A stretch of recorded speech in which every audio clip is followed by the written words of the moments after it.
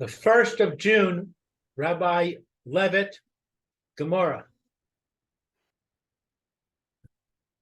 Ellen, are you frozen? Ellen's frozen.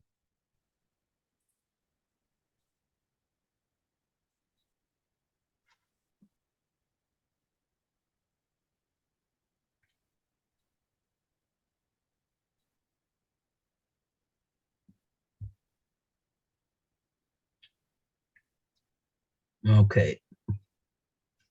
Yeah. Looks like Ellen is frozen. Yeah, I think he is. He hasn't moved at all. Oh, yeah. Okay.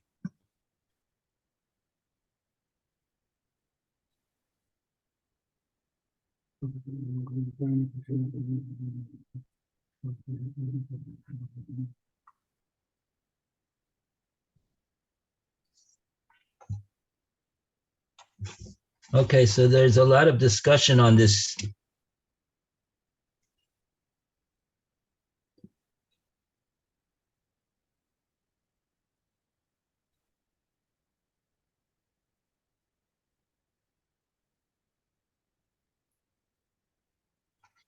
Okay.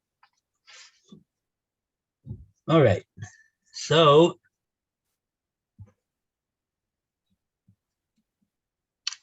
shall we go to the next case in the Mishnah?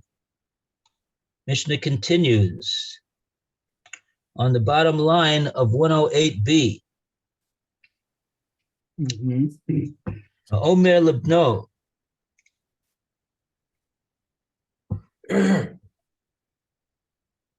Konam I ata nehena mishali. Wow.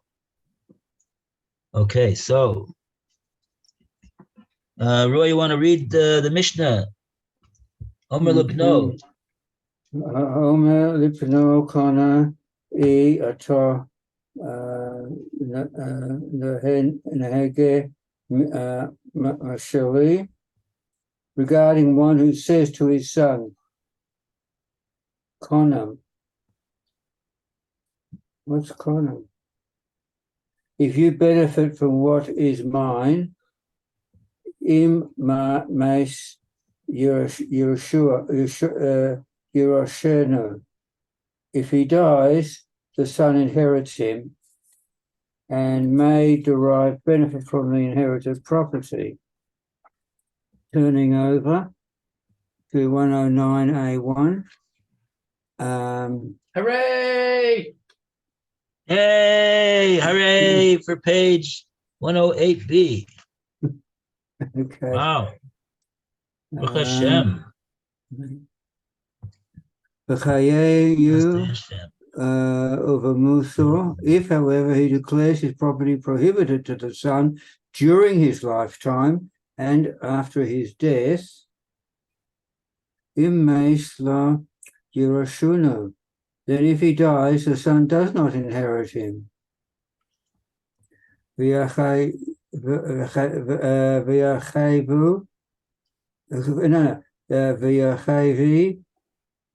vir Libonov al l'achol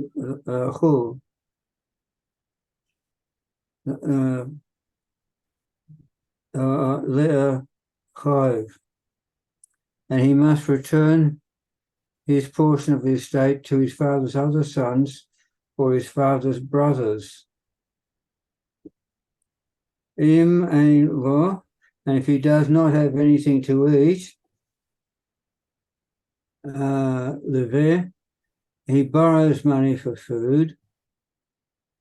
Uba'alei choy ba'im v'nifra'im. And if the creditors may then come and collect the debt from his portion of the estate. Oh.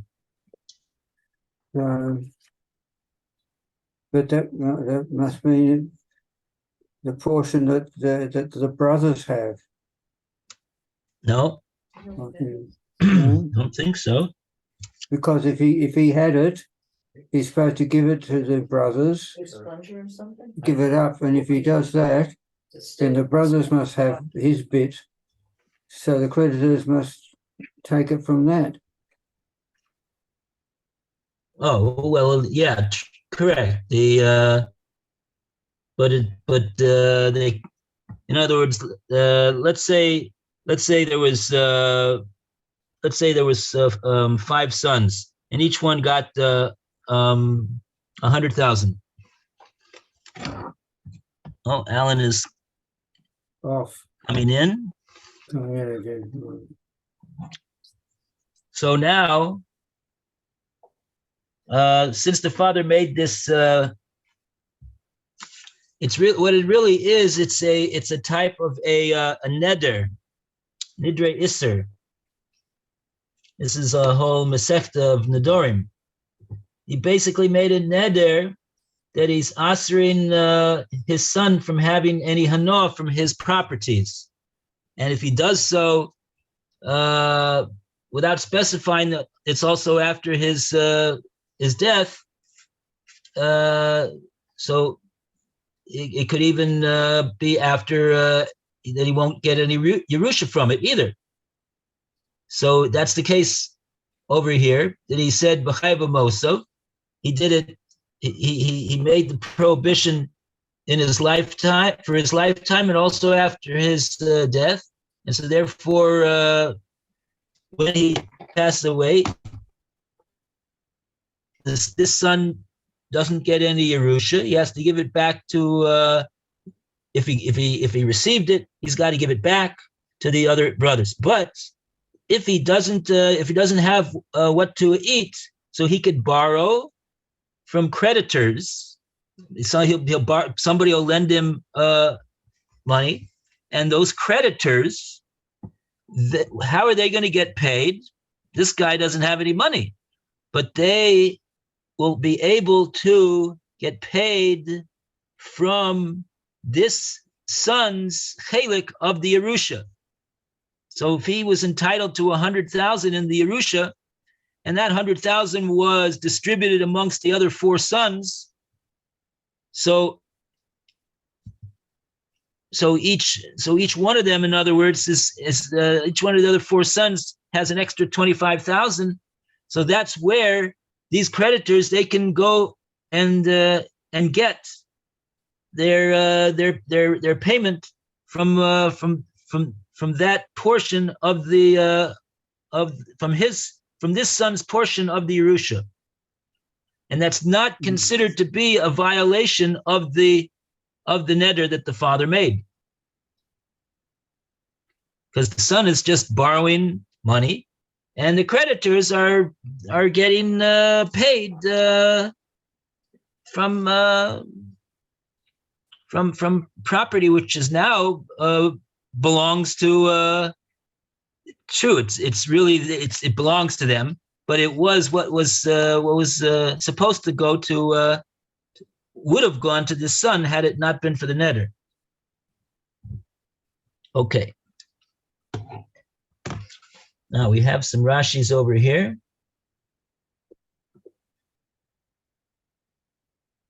Just one Rashi over here. Do you want to read this one Rashi on the top of Kuf Tes, Amid Aleph, On the top 109a?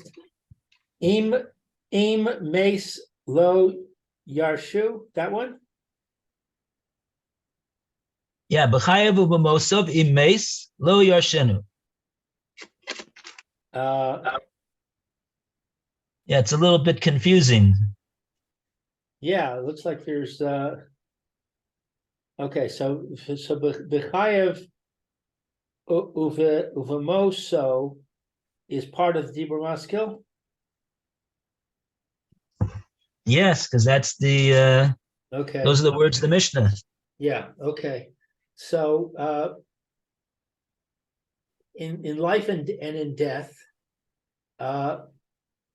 if he dies, the son does not inherit him. V'im ein lo, and if the son doesn't have anything, any money, ma yachol, what will he eat? Love ve'ochel, he borrows and he eats.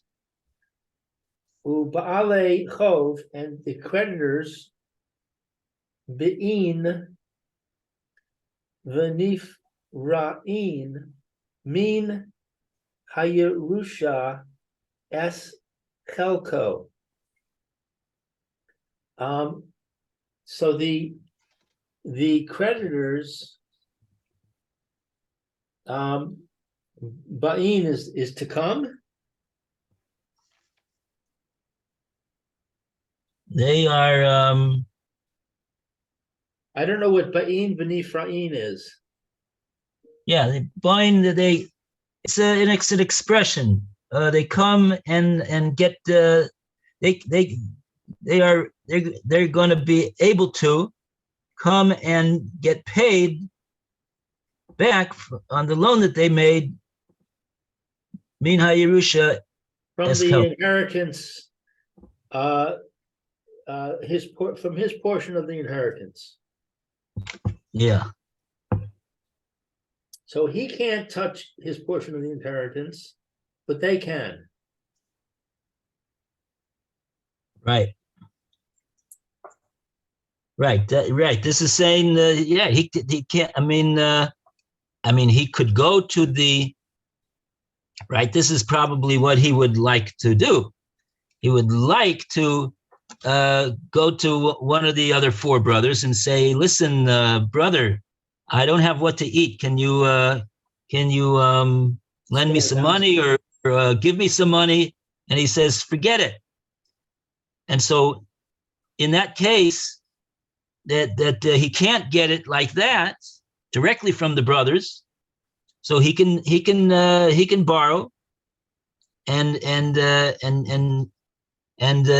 the creditors will have the ability to get paid from the 100,000 that was supposed to be his Yerusha, that would have been his Yerusha, that's now divided amongst the other four brothers. But they've got to go and take it from the brothers. Yeah, they right. That's right. I've got a note here that's interesting. Note 2. The term inherit is used loosely here.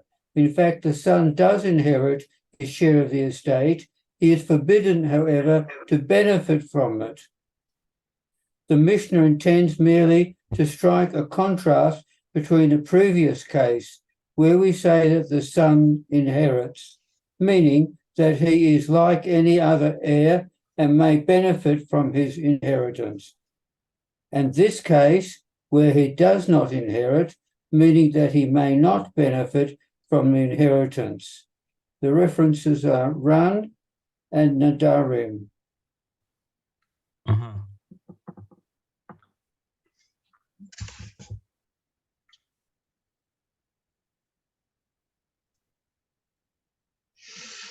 Mm-hmm.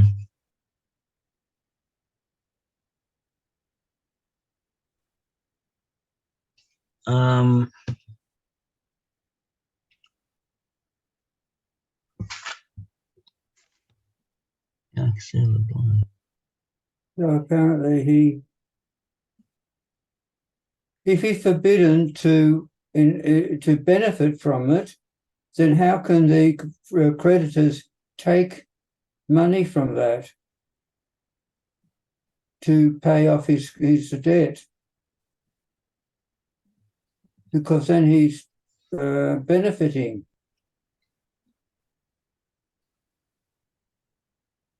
It's not a direct benefit.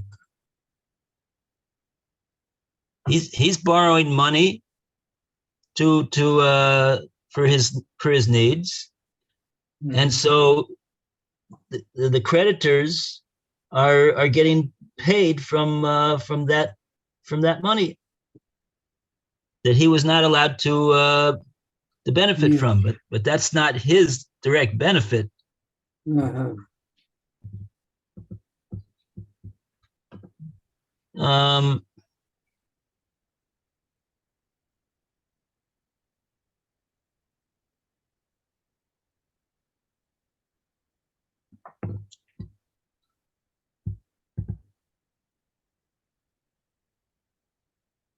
I wonder how that works exactly according to what you're saying from that note that you're reading. The Mishnah, if technically speaking, if all the Mishnah means is that he cannot benefit from that Yerusha money, so what would he do? He would put it in the bank.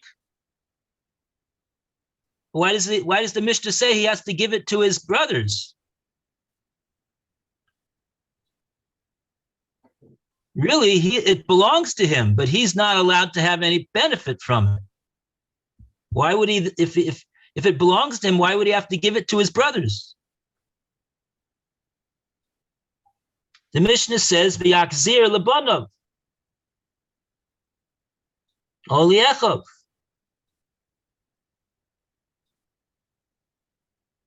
Maybe you could give it to his children.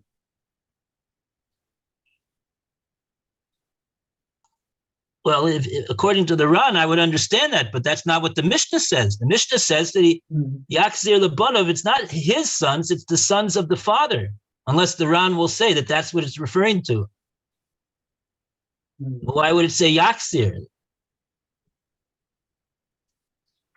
Yakzir means to return it. To return. It's not being returned to the son, to his sons. It would be given to them.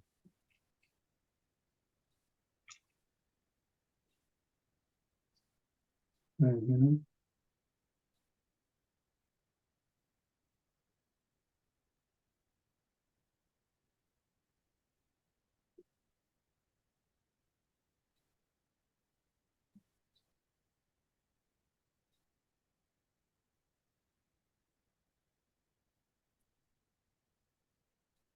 What's Yaksir is to return.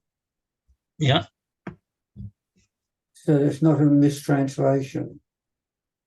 It's a proper translation.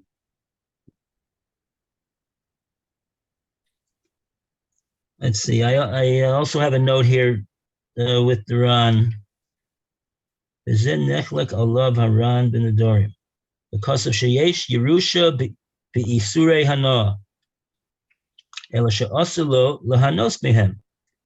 V'kein tzorich lo mar b'das Rashi b'tosus.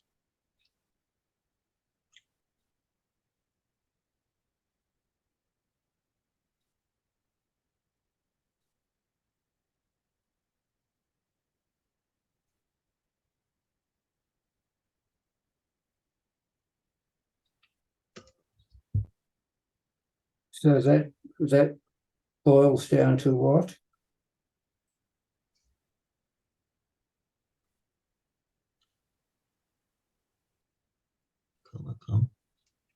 Nitin lasos takana l'davar sheyuchal lahanos me'aviv.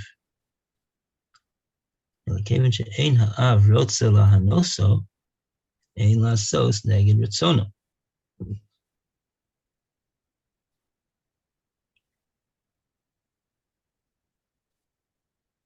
The question over here is what would a son like this do if he has no money in his father's lifetime? And the father has assured him from getting any benefit from his properties.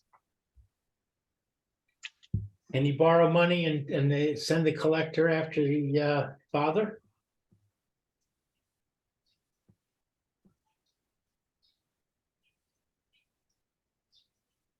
So Goodbye.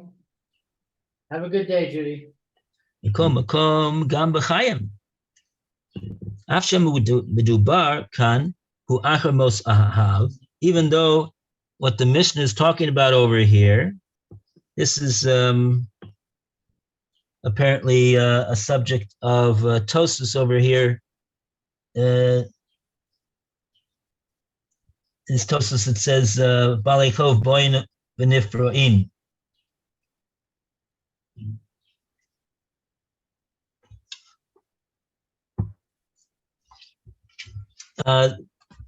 This Tosus on the page, it says base 2 slashes ches. Mm-hmm. That Tosus that stands for Balei Chov. Mm-hmm. Balei Chov Boin V'Nifroin.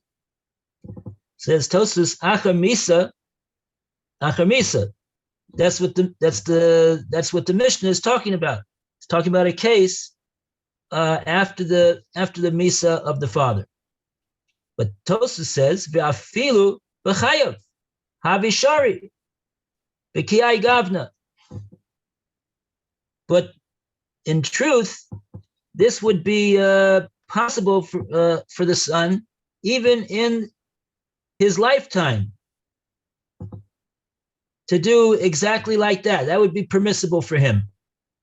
He would not be in violation of the neder if he would borrow money and the creditors would take their money from the father. I'm reading Hamoder Hano Mechavero Ve'ein lo ma yochal. Not in a father-son relationship, but another relation. Some Jew number one makes a neder, answering himself from having his friend from having any hana from his property. Ve'ein lo ma yochal. And now his friend doesn't have what to eat. Yelech etzel chenvani, harogel etzlo. He can go to a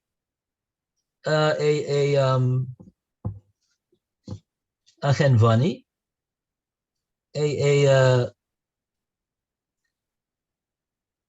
a merchant. We'll call him a merchant over here, who this friend does business with regularly. The Yarmalo, I can say to him like this: Ish ploni muder hanami meni.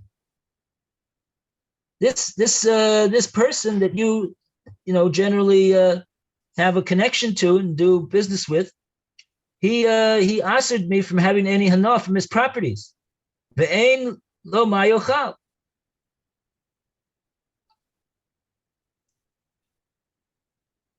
Oh, maybe I made a mistake. It's the other way around. Ein lo ma yochal. The one that made the neder, he now has nothing to eat. Oh, I think it's the other way around. The Gemora in the Dorm is talking about an opposite case. Muder hana mechavero. Muder hana mechavero. In other words, Jew number one says, I'm answering myself from having any hana from Jew number two. And now when Jew number one has nothing to eat, see, it's they don't say who's who over here. You have to figure it out based upon the context. Yelech. So then he goes. Who's he? He is the one that that Jew number one said, I'm not going to have any hana from him, and he goes to the chenvani who harogel etzlo, another him. We don't know which he it is that he's talking about. V'yomer lo, and he says to him, Ish ploni. See, this is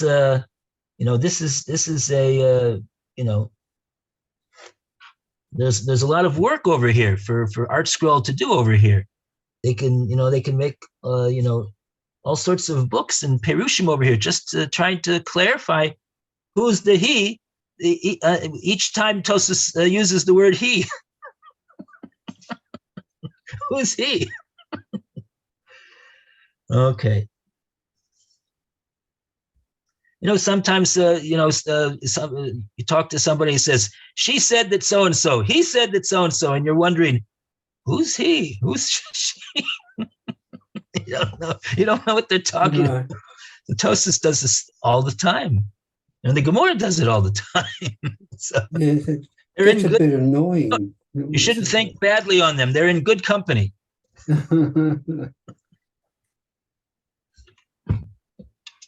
And then they get angry with you when you say, when you ask them, who is, by the way, who is he that you're talking about? They say, oh, you're not listening. Okay, anyway. Elo mayuchal, eni yodea ma eselo. Right, this is the person, this is person number 2, who is saying he doesn't know what to do for person number 1, because person number 1 made himself forbidden to receive any benefit from person number 2.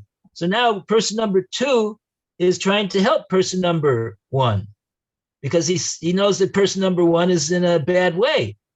He doesn't have what to eat, and so now he goes to his chenvani, which is probably, I don't know. He goes to the merchant, and he tells him what the situation is. So now what happens? Eselo no ma eselo, right? No sein lo.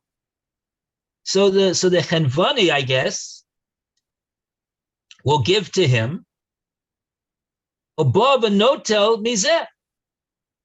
The chenvani is a merchant who has goods to sell, and so he will now go and give to Jew number 1, who made this foolish neder, Asri himself from having any benefit from Jew number 2, and if you'll and then where is he going to get paid?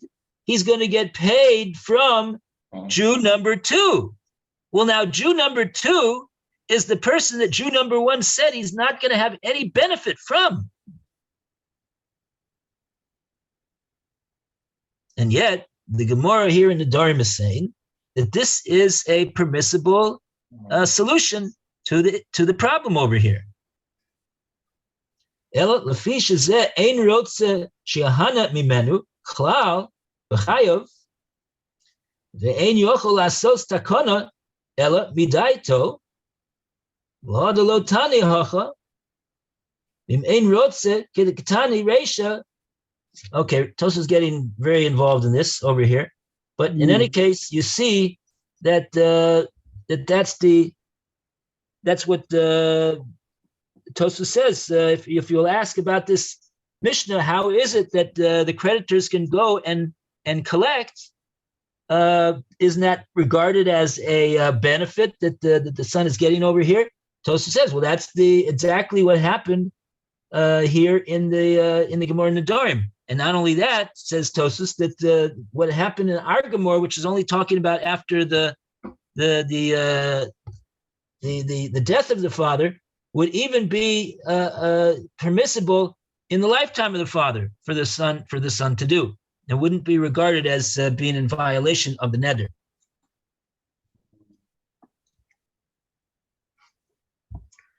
So that's one point.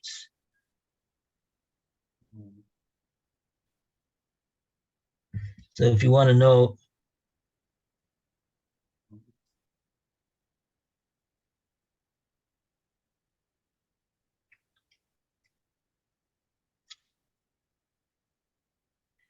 now, there is an opinion, actually, that according to Rabbeinu Tam, and Tosfos brings it over here in this Gemora, in this piece that we just read a little bit of, that according to Rabbeinu Tam says, Shitas Rabbeinu Tam, Shamudar Anoah Mechaveru Oselo Lifro Achovo. If, in other words, if Jew number 1 makes a neder that he's not going to have any hana, not going to derive any benefit from Jew number 2, so now according to Rabbeinu Tam, this arrangement with the merchant would not be possible. because Rabbeinu Tam understands that it would in fact be forbidden for Jew number 2 to pay the debts of Jew number 1. And it would be regarded as though Jew number 2, that Jew number 1 is deriving forbidden hana from Jew number 2, based upon the neder that he made, that he assered himself from receiving any hana, any material benefit from Jew number 2. So that's the opinion of Rabbeinu Tam. Kevin Jalidei Kach Dimsa Marviach Lo Mammon. Right? Everybody understands that really at the end of the day, it comes out that because of Jew number 2, the Jew number 1 got a benefit. And certainly Jew number 2 was the source of that benefit because he paid for it. So now if then if that is so then how does Rabbeinu Tam understand? How does Rabbeinu Tam understand our Mishnah, which has the and the Gemora over there in the Dorim also? Eich mutelo lifroya es chovosov min nechsei aviv hu asurim olav. So he asked the question, how does this arrangement? Our Mishnah says that the creditors can come and get paid from the portion of the Yerusha of the son.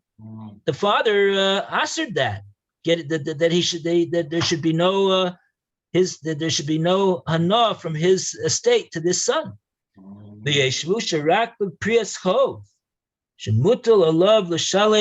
Lifroya momon shepara nekshav piroyan zeh kenesinas momon. Aval kasher balei chov boim me'aleihem v'notli mes nechasav ein zeh nikre shehu nehena mina nechasim.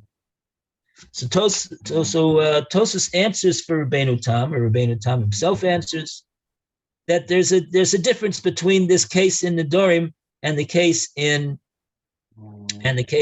the Mishnah over here in Bava Kama.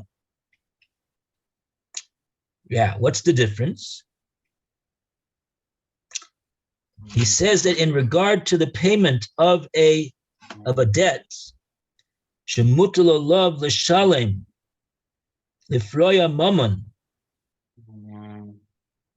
shepara nekshav piroyan zeh kenesinas mamon.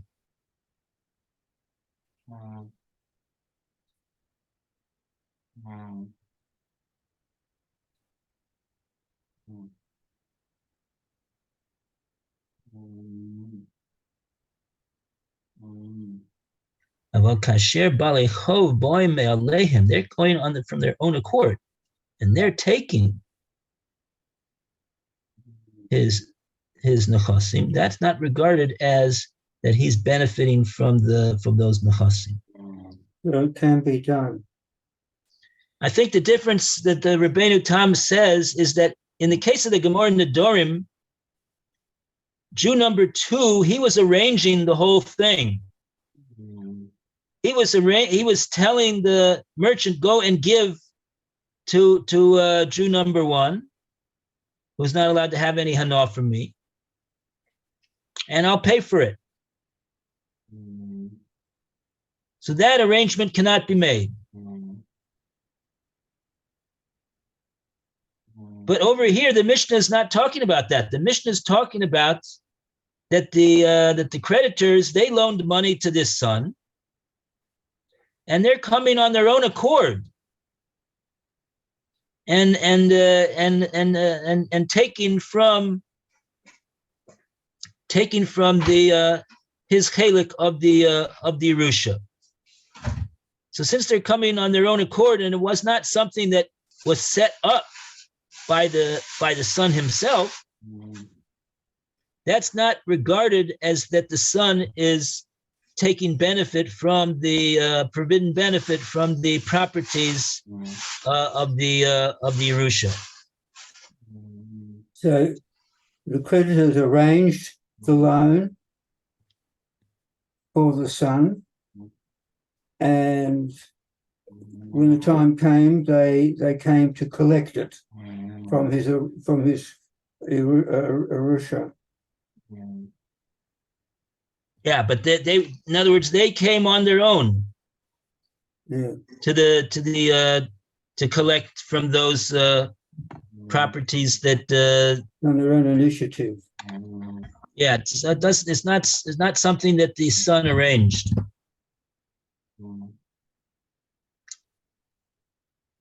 So that's not regarded as the son got a he didn't arrange it, so it's not regarded as though he got any benefit from those properties.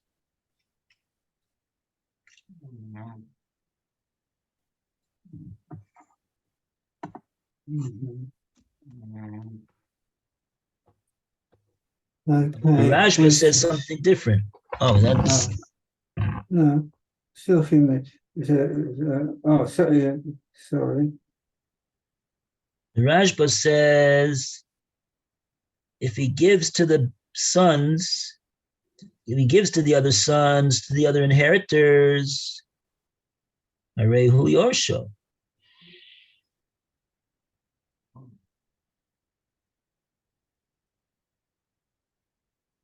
Sheim Lokain, Heach Hunosein Lehem.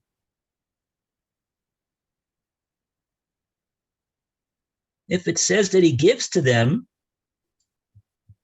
that implies that he inherited it. Because otherwise, how is it that he can give to them?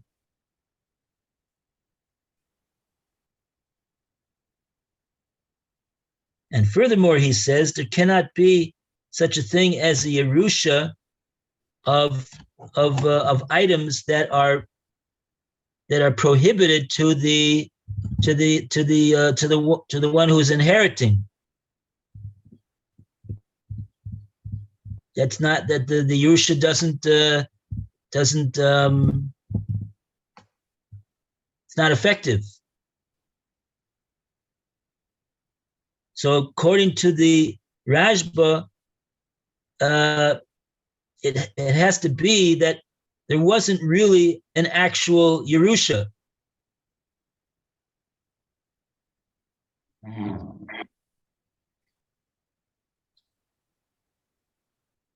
What would it be? A loan or a gift? It's a difference between a gift and a Yerusha. And so if so, then how can the Bali Chov get paid back? And if so, then it's difficult to understand how the Mishnah here in Bava Kama can say that they are going to get paid back.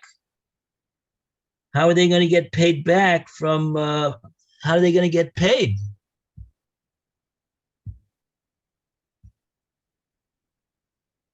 The implication of the Mishnah is that they're going to get paid back from his chelik in the Yerusha. But the Rajba says that there's no such thing. He doesn't get any Yerusha.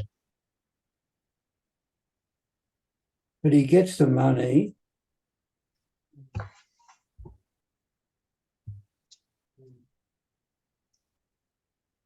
It's not allowed to use it.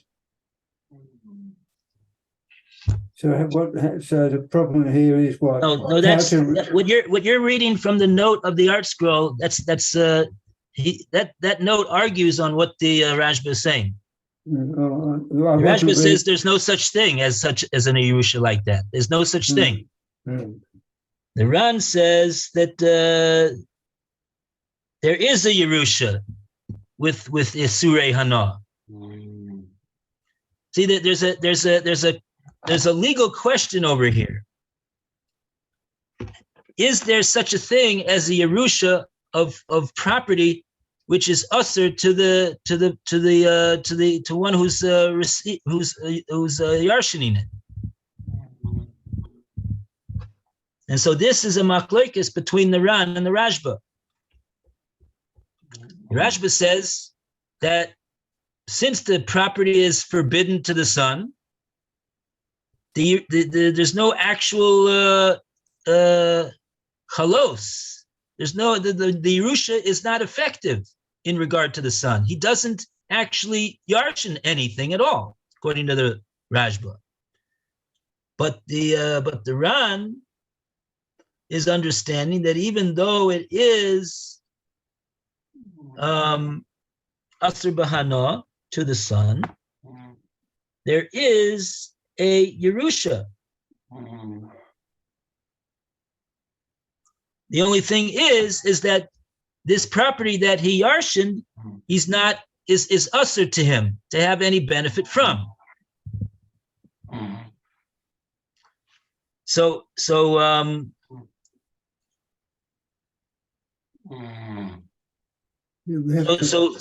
really that really now I'm thinking that what the Ran says is really what the Mishnah is saying. Our Mishnah is saying that's why it says that the son has to return this property to the brothers. Perhaps the reason why is because since he's not allowed to have any benefit from it, he has to get it out of his possession so as to not to have any benefit from it. It seems to me that if he would want to give it to his sons, that would be that he is deriving a benefit from it, a direct benefit from it that he himself arranged. He would not allow to do that. The question is then, why did the father do that in the first place? Stipulate that the son can't use it in the first place. Why did the father do that? Let's just look at it like this. The Mishnah says, what would be the halacha if this is what the father said? Okay? If the father said he's making this neder, of course it's a foolish thing, right? But we're trying to understand what the halacha is. What's the halacha over here? What would be the halacha if the father says not only that he's asering his son from having any benefit from his properties in his lifetime, but even after 120 years? Yeah, obviously a foolish thing for a father to do. Okay, but nevertheless, we're exploring what the halacha would be, because it involves an issue that the Gemora wants to talk about. What would the son have to do with his portion of the Yerusha in that case? What's the din? Would it be the same idea on the other side of the coin if the father stipulated that the son is to do this, this, and this until the whole Yerusha is used up?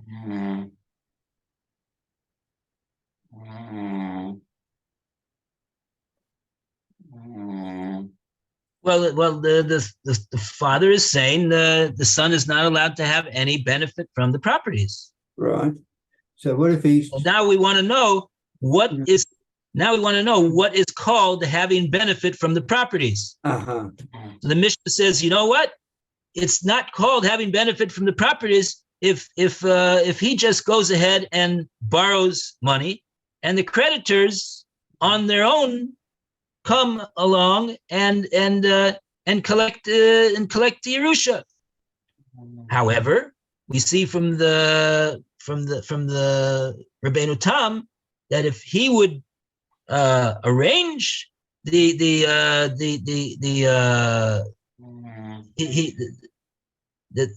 can't arrange to receive to give or receive the hana, that it's usher for him to give or receive. That he can't do. And that's the difference between our Mishnah here and the Gemora in the Dorim. All right. Yeah. Okay. I think we've got to stop here. Thank you very much. Okay. Matt. So tomorrow's Friday. So we do the Chafetz Chaim again. Yes. All right. Okay, all the Right, best. thank you. You too. Be well. See you. Amat Hashem. Thank you. Emet Hashem. Bye bye. Bye bye.